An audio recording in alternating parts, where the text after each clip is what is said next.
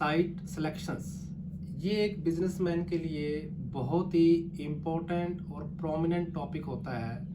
जब भी आप एक कोई नया बिजनेस स्टार्ट करने की प्लानिंग करते हैं तो सबसे पहले आपके दिमाग में ये क्वेश्चंस आता है कि हम बिजनेस को कहाँ स्टार्ट करें, बिजनेस की फैक्ट्री को एस्टेब्लिशमेंट करने के लिए कौन सी जगह हम खरीदें, कहाँ पे साइट का सिलेक्शन करें। और जब इस साइट सिलेक्शंस का आपके दिमाग में क्वेश्चंस आता है तो आप बहुत सारे पैरामीटर को कनेक्ट करते हैं, जैसे कि आपकी जो साइट है वो रोड से कनेक्टेड होनी चाहिए, या आपकी साइट ऐसे ही हो जहां आपको जो आप जिस भी किसी आइटम्स का प्रोडक्शन करने जा रहे हैं तो उसका रॉ मटेरियल आपको इजीली मिल जाए, लेबर आपको इजीली मिल जाए, या जो दूसरी अमेनिटीज जो रिक्वायर्ड होती है एक बिजनेस को सेटअप करने के लिए, आप उन सब के बारे में प्लानिंग करते हैं। लेकिन एक बहुत इंपॉर्टेंट जो फैक्टर है वो आप मिस कर जाते हैं, और वो जो पॉइंट ऑफ डिस्कशन है या पॉइंट ऑफ थिंकिंग है वो है सब्सिडी पैरामीटर्स, यानी बिजनेस साइट सिलेक्शंस।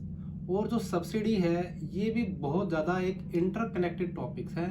तो जब भी आप साइट का सिलेक्शन करें तो ये पॉइंट बिल्कुल अपने माइंड में रखें कि साइट सिलेक्शन से कनेक्टेड सब्सिडी लाभ क्या है।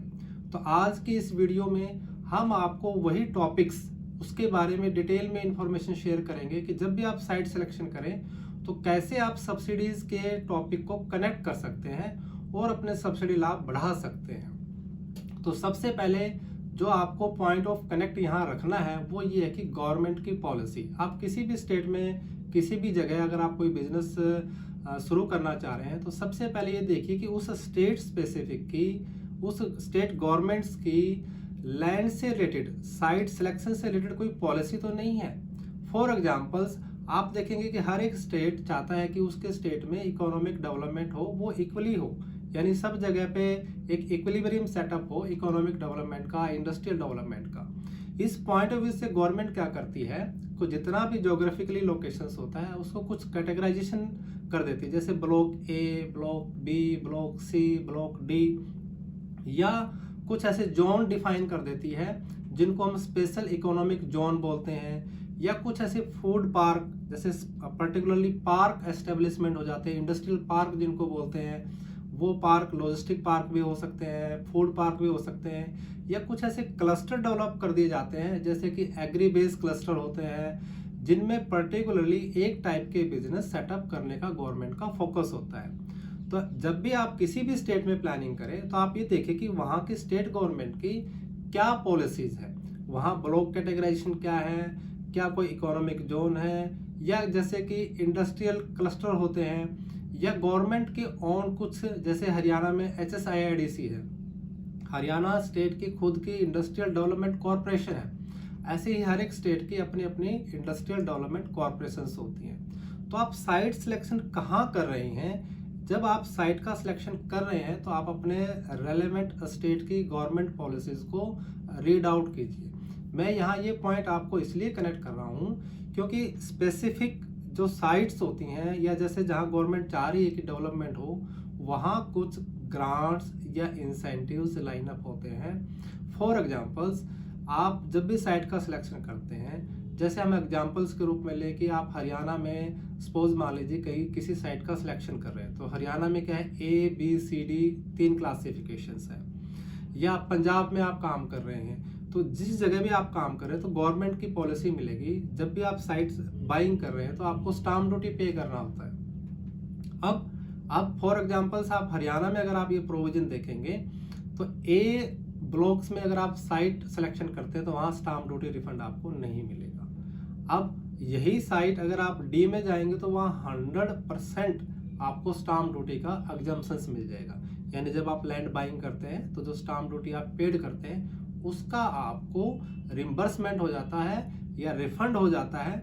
और कई स्टेट ऐसे होते हैं वहाँ एग्जम्पशंस का भी क्लोज है, यानी वहाँ आपको वो देनी ही नहीं पड़ती, एग्जम्पशंस आपको मिल जाता है। तो ये बहुत इंपॉर्टेंट पॉइंट है, जब भी आप साइट का सिलेक्शन करें तो ये देखिए कि उस गवर्नमेंट की साइट सिलेक्शन से रिलेटेड क्या पॉलिसी है, ताकि आपको स्टाम्प ड्यूटी का रिफंड आपको मिल जाए। यहाँ हम साइट सिलेक्शन का सब्सिडी से क्या कनेक्ट है उस पॉइंट पे हम फोकस कर रहे हैं। तो उसमें मैंने जैसे पहले आपको बताया कि स्टाम्प ड्यूटी का रिफंड का प्रोविजंस होता है। ऐसे ही दूसरा जो इम्पोर्टेंट फैक्टर होता है कि जब भी आप साइट सिलेक्शन करते हैं, तो जब साइट आप बाइंग करते हैं तो जनरली वो साइट्स एग्रीकल्चर सेक्टर की हो सकती है या जिसका नेचर एग्रीकल्चर हो सकता है, और आपको उसका कन्वर्जन इंश्योर करना होता है। कोई भी कॉमर्शियल एक्टिविटी जब आप लाइन अप करते हैं या इंडस्ट्रियल एक्टिविटी लाइन अप करते हैं तो लैंड का कन्वर्जन इंश्योर करना होता है। जब कन्वर्जन आपको करना होता है तो आपको कन्वर्जन फीस पे करनी होती है। तो हर एक स्टेट ये चाहता है कि उसके वहाँ इकोनॉमिक डेवलपमेंट हो, और जो कन्वर्जन फीस होता है उनको जनरली ईडीसी बोलते हैं, एक्सटर्नल डेवलपमेंट चार्जेस, या सीएलयू फीस भी बोल देते हैं। तो हर एक स्टेट ये चाहती है कि जब आप वहाँ इंडस्ट्रियल डेवलपमेंट करते हैं तो जो आपको ईडीसी जो आपको पे करना पड़ता है उसका भी गवर्नमेंट रिफंड कर देती है या रिम्बर्समेंट कर देती है। तो ये बहुत इंपॉर्टेंट पॉइंट होता है कि एक बहुत मोटा जो है आपका कॉस्ट इसके ऊपर लग जाता है कन्वर्जन चार्जेस का।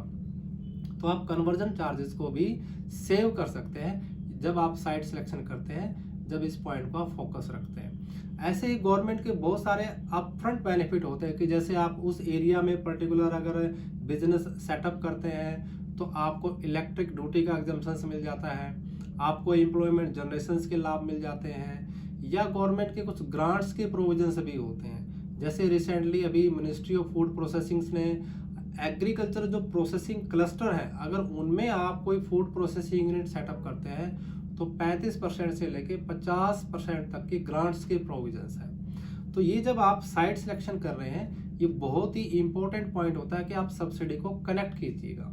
फॉर एग्जाम्पल्स, जैसे आप वेयर हाउसिंग बिजनेस में जाते हैं तो वेयर हाउसिंग बिजनेस में साइट का सिलेक्शन कैसे करें, वो जो एरिया है वो अनाज मंडी से कितना दूर हो, रोड की एक्सेसिबिलिटीज क्या है, हाई एक्सटेंशन वायर है कि नहीं है, फ्लड जोन है कि नहीं है। ये बहुत ऐसे टॉपिक्स होते हैं जो आपके बिजनेस को भी इम्पैक्ट करते हैं और आपके सब्सिडी की अमाउंट को भी इम्पैक्ट करते हैं। तो आज की इस वीडियो में हमने आपके साथ जो इन्फॉर्मेशन शेयर की है, ये एक बिजनेस सब्सिडी प्लानिंग की एक सीरीज है।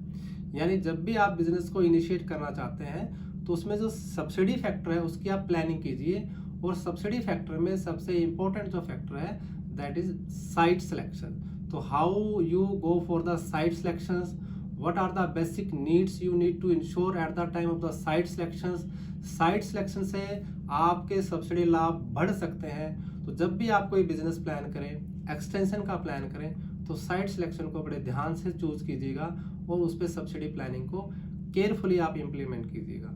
आप KIP के साथ जुड़ के अपने बिजनेस के लिए सब्सिडी प्लानिंग को बढ़ा सकते हैं, सब्सिडी लाभ मैक्सिमाइज कर सकते हैं। आप हमारे YouTube चैनल को सब्सक्राइब कीजिए ताकि हम आपको जो रेगुलर अपडेट्स हैं वो वीडियोस के माध्यम से आपको हम दे पाएंगे। हमारी वीडियोस में सब्सिडी प्लानिंग्स के अदर पैरामीटर्स भी हम कवर करेंगे। उसके लिए आप हमारे चैनल्स पे जो अवेलेबल वीडियोस हैं उनको भी आप देख सकते हैं। KIP 2008 से warehousing segment, MSME segment, agri infra के प्रोजेक्ट, इन सब पे बिजनेस सब्सिडी कंसल्टेंट के नाते काम कर रही है। तो वेलकम इन KIP के साथ जुड़िए ताकि आप अपने सब्सिडी लाभ बढ़ा पाए। Thank you.